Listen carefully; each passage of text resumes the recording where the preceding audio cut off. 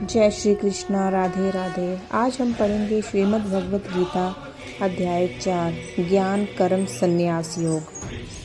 श्री भगवान ने कहा, मैंने इस अविनाशी योग विद्या का उपदेश सृष्टि के आरंभ में सूर्यदेव को दिया था। सूर्यदेव ने ये उपदेश अपने पुत्र मनुष्य के जन्मदाता मनु को दिया और मनु ने ये उपदेश अपने पुत्र राजा इक्ष्वाकु को दिया था।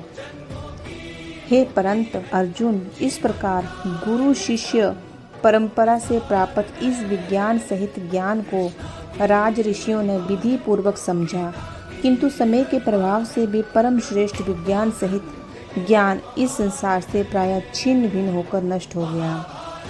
आज मेरे द्वारा वही ये प्राचीन योग तुमसे कहा जा रहा है, क्योंकि तू मेरा भक्त और प्रिय मित्र है, अतः तू ही इस उत्तम रहस्य को समझ सकता है। अर्जुन कहता है, सूर्यदेव का जन्म तो सृष्टि के आरंभ हुआ था और आपका जन्म तो अब हुआ है, तो फिर मैं कैसे समझूं कि सृष्टि के आरंभ में आपने ही इस योग का उपदेश दिया था। श्री भगवान ने कहा, हे परंतप अर्जुन, मेरे और तेरे अनेकों जन्म हो चुके हैं। मुझे तो वे सभी जन्म याद है, लेकिन तुझे कुछ भी याद नहीं है। यद्यपि मैं अजन्मा और अविनाशी समस्त जीवात्माओं का परमेश्वर होते हुए भी अपनी अपरा प्रकृति को अधीन करके अपनी परा प्रकृति से प्रकट होता हूँ। हे भरतवंशी, जब भी और जहाँ भी धर्म की हानि होती है और अधर्म की वृद्धि होती है, तब मैं अपने स्वरूप को प्रकट करता हूँ। भक्तों का उद्धार करने के लिए, दुष्टों का संपूर्ण विनाश करने के लिए तथा धर्म की फिर से स्थापना करने के लिए मैं प्रत्येक युग में प्रकट होता हूँ। हे अर्जुन, मेरे जन्म और कर्म दिव्य हैं, अलौकिक हैं। इस प्रकार जो व्यक्ति वास्तव स्वरूप से मुझे जानता है, वे शरीर को त्याग कर इस संसार से फिर से जन्म को प्राप्त नहीं होता है, बल्कि मुझे अर्थात मेरे सनातन धाम को प्राप्त कर लेता है। आसक्ति, भय और क्रोध से सर्वथा मुक्त होकर शुद्ध भक्ति भाव से मेरी शरणागत होकर बहुत से मनुष्य मेरे इस ज्ञान से पवित्र होकर तप और मुझे अपने भाव से मेरे भाव को प्राप्त कर चुके हैं। हे पृथापुत्र, जो मनुष्य जिस भाव से मेरी शरण ग्रहण करता है, मैं भी उसी भाव के अनुरूप उसको फल देता हूँ। प्रत्येक मनुष्य सभी प्रकार से मेरे ही पथ का अनुगमन करते हैं। इस संसार में मनुष्य फल की इच्छा से यज्ञ करता है और फल की प्राप्ति के लिए वे देवताओं की पूजा करता है। उन मनुष्यों को उन कर्मों को फल इसी संसार में निश्चित रूप से शीघ्र प्राप्त हो जाता है। प्रकृति के 3 गुण सत, रज और तम के आधार पर कर्म के 4 विभाग ब्रह्मांड, क्षत्रिय, वैश्य और शूद्र में मेरे द्वारा रचा गया है। इस प्रकार मानव समाज की कभी न बदलने वाली व्यवस्था का कर्ता होने पर भी तुम मुझे अकर्ता ही समझ। कर्म के फल में मेरी आसक्ति न होने के कारण कर्म मेरे लिए बंधन उत्पन्न नहीं कर पाते हैं। इस प्रकार से जो मुझे जान लेता है, उस मनुष्य के कर्म भी उसके लिए कभी बंधन उत्पन्न नहीं करते हैं। पूर्व समय में भी सभी प्रकार के कर्म बंधन से मुक्त होने की इच्छा वाले मनुष्य ने मेरी इस दिव्य प्रकृति को समझकर कर्तव्य कर्म करके मोक्ष की प्राप्ति की। इसलिए तू भी उन्हीं का अनुसरण करके अपने कर्तव्य का पालन कर। कर्म क्या है और अकर्म क्या है, इस विषय में बड़े से बड़े बुद्धिमान मनुष्य भी मोहग्रस्त रहते हैं। इसीलिए उन कर्म को मैं तुझे भली भांति समझा कर कहूँगा, जिसे जानकर तू संसार के कर्म बंधन से मुक्त हो सकेगा। कर्म को भी समझना चाहिए और अकर्म को भी समझना चाहिए। विकर्म भी समझना चाहिए, क्योंकि कर्म की सूक्ष्मता को समझना अत्यंत कठिन है। जो मनुष्य कर्म में अकर्म देखता है और जो मनुष्य अकर्म में कर्म देखता है, वह मनुष्यों में बुद्धिमान है। मनुष्य समस्त कर्मों को करते हुए भी सांसारिक कर्म फलों से मुक्त रहता है। जिस मनुष्य के निश्चय किए हुए सभी कार्य बिना फल की इच्छा के पूरी लगन से संपन्न होते हैं, जिसके सभी कर्म ज्ञान रूपी अग्नि में भस्म हो गए हैं, बुद्धिमान लोग उसे महापुरुष को पूर्ण ज्ञानी कहते हैं। जो मनुष्य अपने सभी कर्म फलों की आसक्ति का त्याग करके सदैव संतुष्ट तथा स्वतंत्र रहकर कार्यों में पूर्ण व्यस्त होते हुए भी वे मनुष्य निश्चित रूप से कुछ भी नहीं करता है।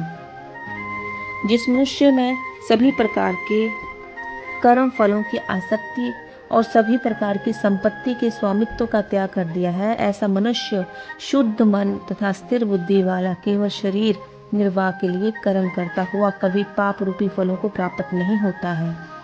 जो मनुष्य स्वतः प्राप्त होने वाले लाभ से संतुष्ट रहता है, जो सुविद्वंद्वों से मुक्त और किसी से ईर्ष्या नहीं करता, जो सफलता और असफलता में स्थिर रहता है, यद्यपि सभी प्रकार के कर्म करता हुआ कभी बंधता नहीं है, प्रकृति के गुणों से मुक्त हुआ, ब्रह्मा ज्ञान में पूर्ण रूप से स्थिर और अच्छी प्रकार से कर्म का आचरण करने वाले मनुष्य के सभी कर्म ज्ञान रूप ब्रह्मा के पूर्ण रूप से विलीन हो जाते हैं। ब्रह्म ज्ञान में स्थित उस मुक्त पुरुष का समर्पण ब्रह्मा होता है। हवन की सामग्री भी ब्रह्मा ही होती है, अग्नि भी ब्रह्मा होता है।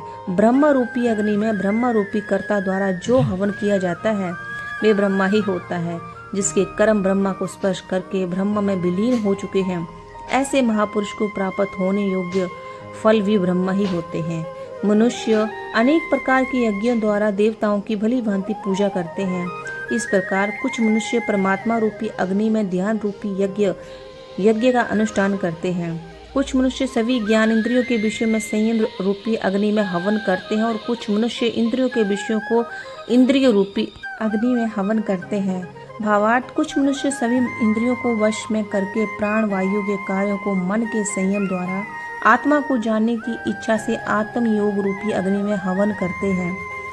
कुछ मनुष्य धन संपत्ति के दान द्वारा, कुछ मनुष्य सब तपस्या और कुछ मनुष्य अष्टांग योग के अभ्यास द्वारा यज्ञ करते हैं और अन्य मनुष्य वेद शास्त्रों का अध्ययन करके ज्ञान में निपुण होकर मनुष्य कठिन व्रत धारण करके यज्ञ करते हैं।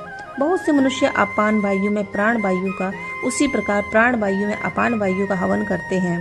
मनुष्य प्राण वायु और अपान वायु की गति को रोककर समाधि में प्रवेश होते हैं।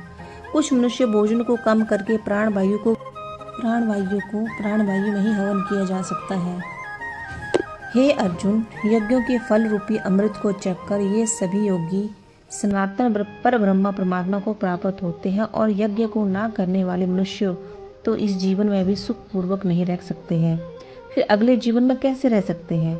इसी प्रकार और भी अनेकों प्रकार के यज्ञ वेदों की वाणी में विस्तार से कहे गए हैं। इस तरह उन सबको कर्म से उत्पन्न होने वाले जानकर तू कर्म बंधन से हमेशा के लिए मुक्त हो जाएगा। हे अर्जुन, धन संपदा के द्वारा किए जाने वाले यज्ञ की अपेक्षा ज्ञान यज्ञ अत्यंत श्रेष्ठ है। सभी प्रकार के कर्म ब्रह्म ज्ञान में पूर्ण रूप से समाप्त हो जाते हैं। यज्ञों के उस ज्ञान को तू गुरु के पास जाकर समझने को प्रयत्न कर। उनके प्रति रूप धारण से शरणागत होकर सेवा करके विनित भाव से जिज्ञासा करने पर वे तत्वदर्शी ब्रह्म ज्ञानी महात्मा तुझे उस तत्व ज्ञान का उपदेश करेंगे। हे पांडुपुत्र, उस तत्व ज्ञान को जानकर भी फिर तू कभी इस प्रकार के मोह को प्राप्त नहीं होगा। इस जानकारी के द्वारा आचरण करके तू सभी प्राणियों में अपनी ही आत्मा का प्रसार देखकर मुझ परमात्मा में प्रवेश पा जाएगा। यदि तू सभी पापियों से भी अधिक पाप करने वाला है तो भी तू मेरी ज्ञान रूपी नौका द्वारा निश्चित रूप से सभी प्रकार के पापों से छुटकारा, संसार रूपी दुख के सागर को पार कर सकेगा। हे अर्जुन, जिस प्रकार अग्नि ईंधन को जलाकर भस्म कर देती है, उसी प्रकार ये ज्ञान रूपी अग्नि सभी संसारिक कर्म फलों को जलाकर भस्म कर देती है। इस संसार में ज्ञान के समान पवित्र करने वाले निस्संदेह कुछ भी नहीं है। इस ज्ञान को तू स्वयं अपने हृदय में योग की पूर्णता के समय अपनी ही आत्मा के अनुभव करेगा। जो मनुष्य पूर्ण श्रद्धावान है, जिसने इंद्रियों को वश में कर रखा है, वही मनुष्य दिव्य ज्ञान को प्राप्त होकर भगवत प्राप्ति रूपी परम शांति को प्राप्त कर जाता है। जिस मनुष्य को शास्त्रों का ज्ञान नहीं है, शास्त्रों पर श्रद्धा नहीं है और शास्त्रों की शंका की दृष्टि से देखता है, वे मनुष्य निश्चित रूप से भ्रष्ट हो जाता है। इस प्रकार भ्रष्ट हुआ संशयग्रस्त मनुष्य ना तो इस जीवन में और ना ही अगले जीवन में सुख प्राप्त करता है। जिस मनुष्य ने अपने समस्त कर्म के फलों का त्याग दिया है और जिसके दिव्य ज्ञान द्वारा समस्त संशय मिट गए हैं, ऐसे आत्मपरायण मनुष्य को कर्म कभी नहीं बांधते हैं। अतः हे भरतवंशी अर्जुन, तू अपने हृदय में स्थित इस अज्ञान से उत्पन्न अपने संशय को ज्ञान रूपी शस्त्र से काट और योग में स्थित होकर युद्ध के लिए खड़ा हो जा। इस प्रकार उपनिषद, ब्रह्मा विद्या तथा योग शास्त्र रूप श्रीमद् भगवत गीता के श्री कृष्ण अर्जुन संवाद में दिव्य ज्ञान योग नाम का चौथा अध्याय संपूर्ण होता है। हरिओम तत्सम। हरिओम हरिओम। जय श्री कृष्ण।